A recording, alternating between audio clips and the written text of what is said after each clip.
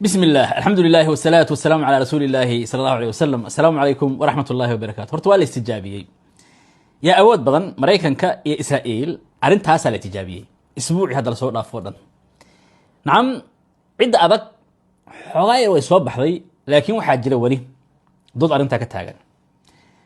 Waxa falanqeyntaasi gali doonaa iyo sida ay Israa'iiliyiinta ugu dagaalamayaan cijiyaha waliba dagaal aan caadi ahayn.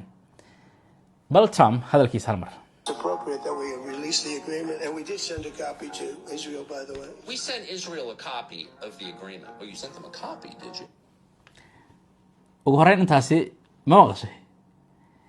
heshiiskii aan Iran la galaynay Trump intuu meel cad soo istaagay macnaheedu ayuu sida leeyahay waxaan marka aan habeynay dhameynay wixii dhan Israa'iil koobi aan u dirnay adiga waxaan soo gaaray koobi saxaafadda la soo galiyay Israa'iilna sidaas oo kale ka macna banaanka ka joogtay bal xawaair aan ku celiyay meeshaasi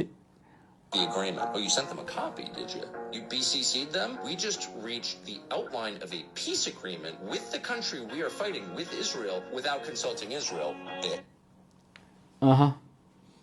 ciddii dagaalka la iskula jiray oo at least ay ahayd in la isla qaato ama wax la isla garto horta xaaladaas lagu sameeyay. That's exactly what that means. Adults are talking. At one point, he said, you know, I just... wuxuu taagay inta kale san markaa wariya shush ams adults are talking adults yani dadkii waaweynaa hadlaya ams wariya Israa'iil tahay ma yara tahay say wax wada amal okay hasii socdo hal mar.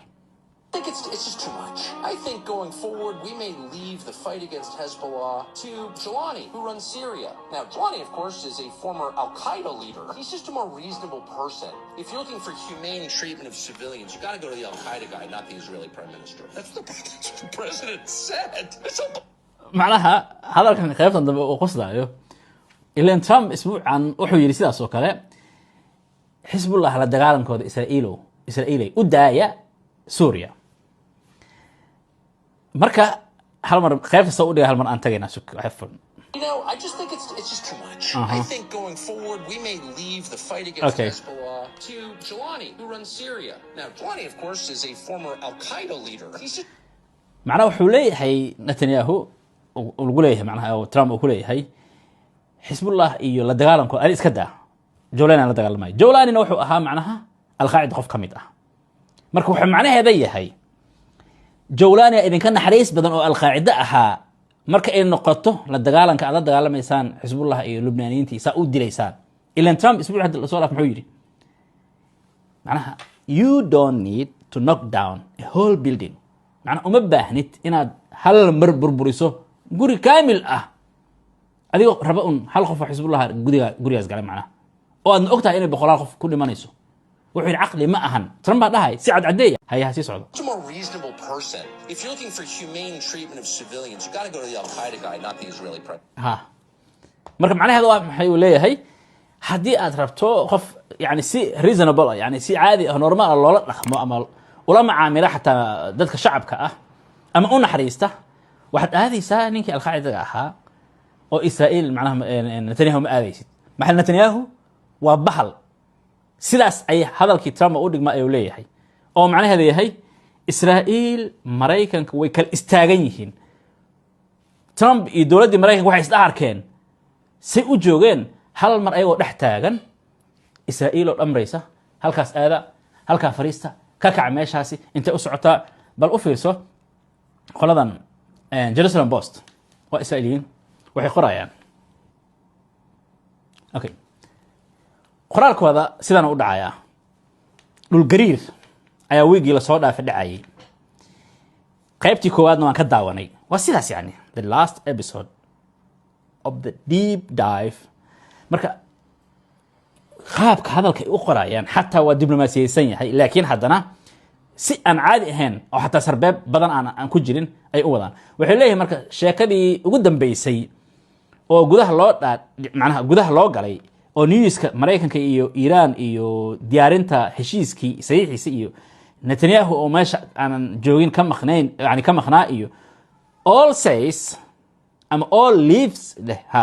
leaves yani waxay uga tagaysaa Israa'iil macnaha leaves Israel out entirely إسرائيل لما يشوي كسرتي معنى إسرائيل جرت أما دجالك إذا كل جرت كذا أنا يعني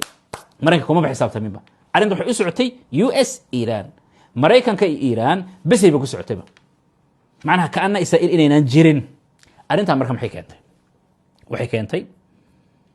إن Why exactly did President Trump sign this crappy memorandum of understanding with Iran? And the answer is because the elections are in a few months and he's worried about the economy. وبن شبيرو نكان waxay mareykankii markay sidaa arkeen ay sidaana sameeyeen Israa'iil ay meesha dhanba ka saareen Israa'iiliintii waxay is arkeen hal mar banaanka inay taagan yihiin oo dadkii laga dambeyn jiray talada loo deen jiray la dhihi jiray adinka idinka barakaysan adinka idinka duceysanay go'aanka gaara la dhihi jiray go'aan inta gaara la dhahay iska dhaafe laga bakar booday maxaa mareykankii is waayay mareykankii hal mar wuxuu ku baraarugay asoo iska wato marka si ay isu qabtaan ayaa waxaan ay u sameeyeen hadda Israa'iil in la tuso awoodeeda wargelin muhiima markaska Al-Faaruq Online Academy waa markas lagu barto xifdinta Quraanka Kariimka iyo culuumtiisa hab online adigoo jooga gurigaaga goobtaada shaqo ama xitaa dalka dibadiisa markasku wuxuu u badkay dadka waaweyn baraya ingaada Quraanka Kariimka tajwiidkiisa siirada nabiga sallallahu alayhi wasallam Al-Faaruq Online Academy waxa kuugu diyaar macallimiin khibrad iyo arrimo durugsan u leh maadooyinka ay ku dhigayaan markasku waxa uu ku yaala magaalada Muqdisho wixii faahfaahin dheeraad ah fadlan soo wac telefoonada shaashada kaaga muuqda هذا بلنتين وبرشة يحدث القرآن الكريم كي يعلم تيسا هاب أونلاين هي مركز الفاروق أونلاين أكاديمي بل إسكتلاف waxaa soo socda arrintan hadalkan aljazeera ay qortay door saac ka hor u fiirso anaa kuu sheegay dabcan waxaan inta usoo dhigaa un arag ahaan cidii screenshot ka qaadanaysa wixii la midka ah muhiimadda anaa kuu sheegaya waxaa marka saxaafadda Israa'iil ay qoraysaa haddii ay arrintan socoto in ay u badnaan doonto Mareykanka inuu Israa'iil ka jaro gargaar badan oo cunaqabateeno farsamaysan oo kooban oo saaro haddii Israa'iiliyiinta ay wadaan idib darada ay wadaan oo ah inay saxaafadda dacayad u gelinayaan Mareykanka gaar ahaan Trump ila Israa'iiliyiinta waa soo banbaxeen Trump baa la ciinaya Trump baa la leeyahay uu degdegay kada hadda fiiri bin Shabiro muxuu dhahay hadda waxay kor aan ku celiyay meeshaas Why exactly did President Trump sign this crappy memorandum of understanding? this crappy maxaa crappy yani waxaan qashinka ah tabcaanka eberka maxuu sayahay Israa'iiliintii afkoodii ugu waaweynaa sidaas uu taagan yahay Hananiya Naftali asagoo hadlay wuxuu yiri waa qaladkii ugu weynaa ee taariikh Mareykan ay galaan waliba Israa'iil laga galo ayna ka gasho dawlad ay macnaha aamineen ay saaxiibo la ahaayeen haddoonan caqliga Trump soo laaban waxay arrintan noqon doontaa curse xabaar Mareykan ku dhaca haddoonan caqliga hadda soo celin oo arrintan isqadaba qaban maxaa saas hadda arkayseen Israa'iil koobi una loo diray shaqo kuma aysan lahayn dawlad jirtaba lagama soo qaadin ogow arrintaa way jirtaa faham ahaan Mareykanka maskaxda yani dad badan oo Mareykan ka mid ah laakiin haddana waxaa diidaya awoodda Israa'iil ay ku leedahay iyo wixii la midka ah almuhim taa halkaas aan uga gudbina aan u soo gudubno arrintii maanta ka dhacday gudaha Israa'iil madaxweynaha Israa'iil Isaac Herzog wuxuu leeyahay horta maanta waxay inoo ahayd maalin aad iyo aad u adag u muruga badan maalin madow wuxuu yiri waan runtiisa hadda waxaa la waayay 4 ka mid ah ciidamadooda gaar ahaan saraakiil ay ku jiraan ayaa Xisbullah hal mar intuu jid u galay sida akhbaarta ugu dambeysay sheegaysa waxa weeyaan taagiga ay wuxuu la helay gantaal tii hore waxay ahayd gantaal ahaa ama ay drone ahayd wixii la midka laakiin hadda waxaa aad iyo aad loogu badinayaa in gantaal lala helay taagigaasi afartoodana mid xataa dhaawacan aanan ku jirin oo intoodaba ay ku dhinteen halkaasi macnaha lagu dhuftay taagigaas oo ay ku gubteen yani okay dhaawaca ay dhibaatada gaartay ayaa Israa'iil marka waxay sameysay dhinaceeda yani waxay weerartay Lubnaan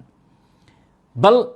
weerar wuxuu ahaa aan caadi ahayn marka la fiiriyo waxaa lagu tilmaamay 35 duqeyn oo kala duwan oo hal meel oo baaxad weyn ah dhulka la simay dabcan inta ilaayeen marka la fiiriyo macnaha ma sahlana 30 qof ku dhawaad